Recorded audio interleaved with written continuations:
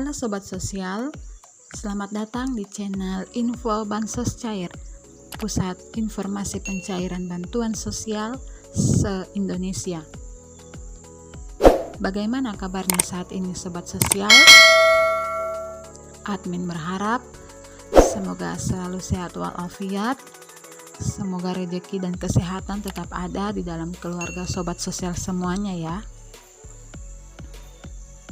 Dilantiknya Menteri Sosial yang baru, yaitu Ibu Risma, tentunya akan ada perubahan, terobosan, dan kebijakan-kebijakan yang baru yang akan dikeluarkan terkait program bantuan sosial. Kali ini, informasi terkait beberapa perubahan tentang pencairan bantuan sosial untuk tahun 2021. Sebelum admin melanjutkan informasi ini, mohon dukung Sobat Sosial untuk menekan tombol subscribe sehingga Sobat Sosial bisa mendapatkan informasi terbaru dari channel Info Bansos Cair. Dan jangan lupa untuk tekan tombol loncengnya agar ada notifikasi pemberitahuan dari video terbaru. Dan jika informasi ini bermanfaat, silakan diklik like dan dibagikan ke media sosial yang lainnya. Dan jangan lupa untuk dikomen jika ada yang ingin ditanyakan.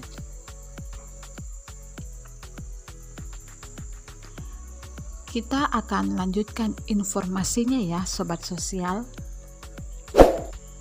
Anggaran sebesar 110 triliun telah disiapkan pemerintah untuk melanjutkan program perlindungan sosial seperti program kartu sembako, PKH, bansos tunai, program kartu prakerja, dan diskon listrik.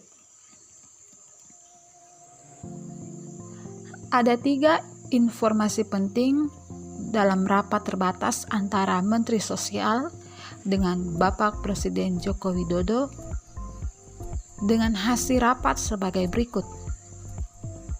Yang pertama, pencairan program Keluarga Harapan atau PKH akan kembali per 3 bulan untuk tahap pertama, yaitu bulan Januari, Februari, Maret 2021. Yang kedua, bantuan pangan non-tunai atau BPNT akan disalurkan kepada 18,8 juta keluarga penerima manfaat yang nominalnya bantuan sebesar Rp200.000 per bulan. Yang ketiga, bantuan sosial tunai akan dicairkan juga pada bulan Januari 2021 sebesar Rp300.000 yang akan disalurkan melalui kantor pos dan akan langsung diantarkan ke rumah-rumah oleh petugas kantor pos Indonesia.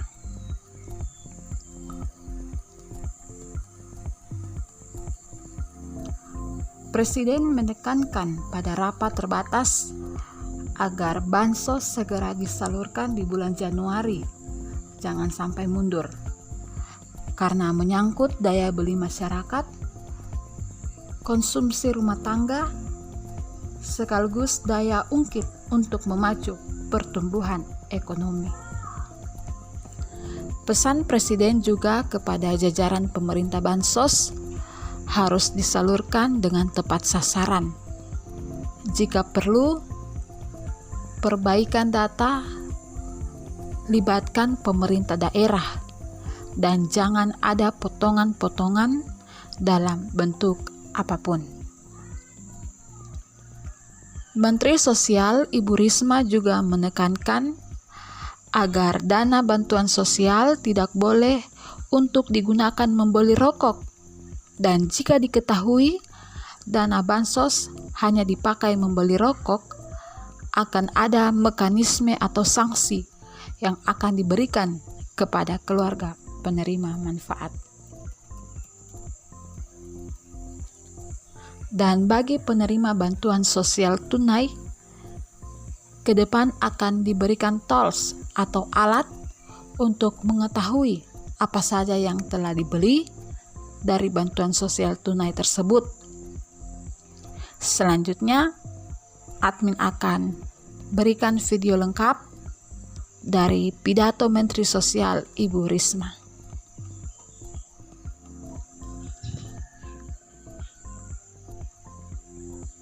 Assalamualaikum warahmatullahi wabarakatuh. Selamat pagi, Shalom, Om Swastiastu, Namo Buddhaya, Salam Kebajikan. Jadi Bapak Ibu sekalian, untuk tahun 2021 untuk bantuan-bantuan yang rutin diberikan oleh pemerintah, itu datanya saat ini sudah hampir final. Kenapa hampir? Karena kita akan mengembalikan hari ini ke daerah, dan itu harus kembali ke pemerintah pusat tanggal 1 Januari. Bu, 1 Januari libur, kita nggak ada libur.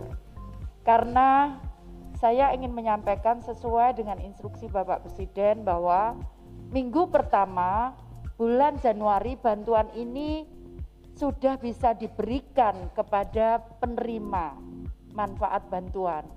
Kenapa demikian? Karena itu akan membantu perekonomian di daerah supaya tidak turun dengan perputaran. Karena kalau kita lihat, kalau misalkan bantuan untuk sembako itu rata-rata satu bulannya itu 3,76 triliun. Kalau dibagi 500 sekian daerah, kurang lebih ada sekitar 60 miliaran di daerah, sehingga dan itu berputar untuk permakanan.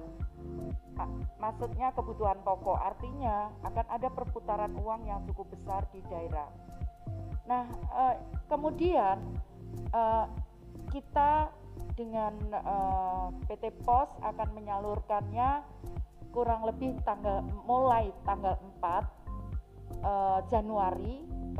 Kita berharap 1 minggu itu bisa kelar di seluruh Indonesia, tapi memang ada yang khusus seperti di Papua yang mungkin mekanismenya sangat berbeda. Nah, kami ingin menyampaikan sebagaimana tadi disampaikan oleh Bapak Menko bahwa penerima program sembako atau BPNT itu tahun ini adalah 18,8 juta penerima, dan kurang lebih 200.000 per bulan. Itu akan diberikan mulai Januari sampai dengan Desember.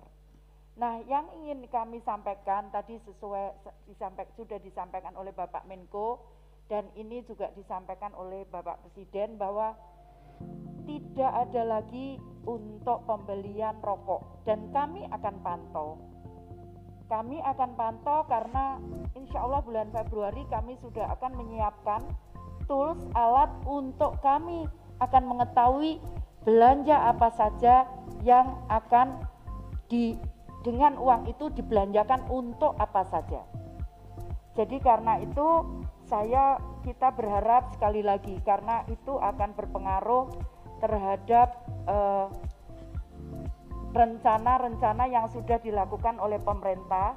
Jangan kemudian karena beli rokok dan kemudian menjadi sakit. Nah, kemudian untuk program bantuan sosial tunai itu tahun 2021 itu penerimanya adalah 10 juta, termasuk ini seluruh Indonesia, termasuk dari Jabodetabek. Kemudian penyalurnya adalah PT POS. Dan untuk indeks bantuan per bulannya adalah 300.000 per penerima manfaat. Dan itu diberikan oleh pemerintah itu hingga jadi Januari, Februari, Maret, April, selama 4 bulan. Jadi tidak utuh selama 1 tahun seperti program PKH. Karena itu sekali lagi kami juga akan lakukan untuk kontrol untuk pembeliannya. Kami akan buatkan edaran untuk belanja apa saja yang bisa digunakan. Kemudian yang berikutnya adalah PKH. Untuk tahun 2021 itu adalah 10 juta penerima manfaat dan penyalurnya adalah Himbara atau himpunan bank yang ada di pemerintah. Itu penggunaannya adalah untuk ibu hamil, kemudian anak usia dini, kemudian anak sekolah, kemudian penyandang disabilitas, dan kemudian lanjut usia. Ini akan diberikan mulai bulan Januari sampai dengan selama tiap 3 bulan sekali. Tahap pertama Januari, tahap kedua bulan April, tahap ketiga bulan Juli, dan tahap keempat bulan Oktober.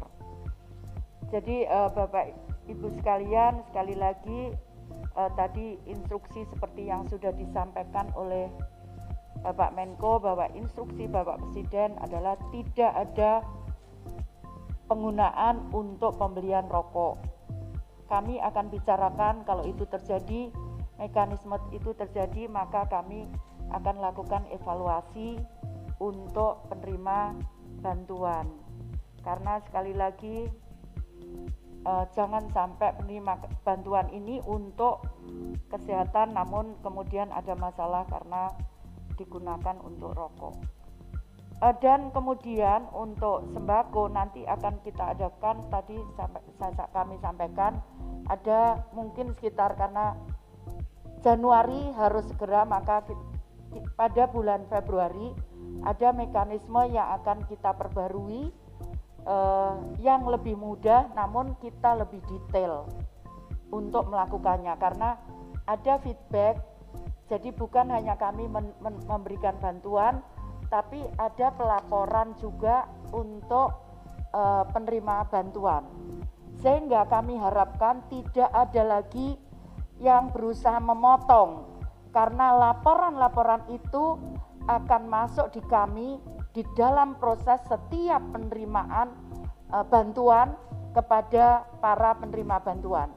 Jadi akan ada mekanisme laporan yang lebih detail, sehingga kita berharap sekali lagi tidak ada pemotongan atau penyelewengan bantuan itu. Itu saya kira. Terima kasih. Wassalamualaikum warahmatullahi wabarakatuh.